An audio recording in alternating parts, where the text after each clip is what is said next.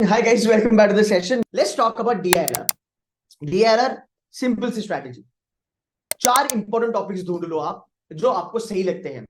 Number 1, set theory, sure shot.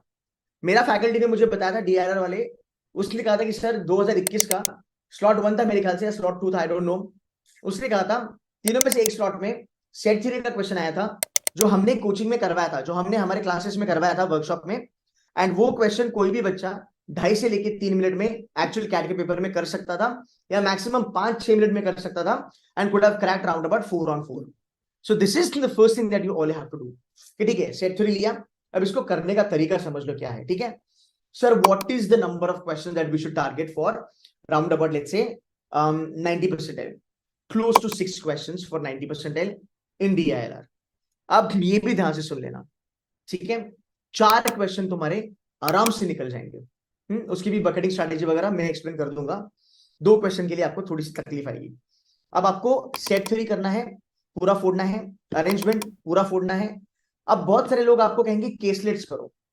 अब caselet जो है ना मेरे भाई, केसलेट तुम तभी करना जब तुम्हारा ये टॉपिक हो जाए, तब तक केसलेट को हाथ मत लगाना। केसलेट हम भी कराने वाले हैं अगले वीक, बट हम अभी करा रहे हैं बिकॉज हमने पूरा पोर्शन कवर कर लिया है।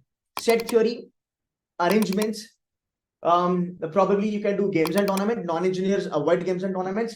Then you can do graph, calculation oriented वाले question, जो मैं ऑलवेज कहता हूं, scheduling and selection, distribution and network। जो भी ढंग का लगे, जो भी आता है, 4 पकड़ो, 4 के 50-50 सेट लगाना चालू करो।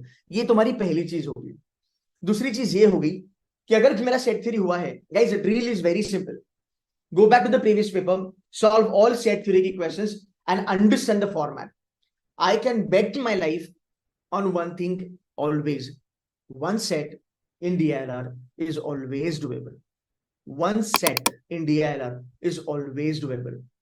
I mean, you check 17, 18, 19, 20, 21, 22, 12 slot से तुम्हारे पास, तुम देख लो, it is always doable. Even today right after this session तू घर पे बैठेगा और देखेगा, तो बोलेगा कि सर एक सेट तो आराम से आता है, पर सर हम एक्चुअल पेपर में वो नहीं कर पाते बिकॉज प्रैक्टिस की कमी है, मॉक्स की कमी है, क्वेश्चन को आप आइडेंटिफाई नहीं कर पाए, उसकी वजह से वो नहीं होता है। And one set you can do आराम से। सो 80% तुम्हारा वहां पे भी निकल जाएगा।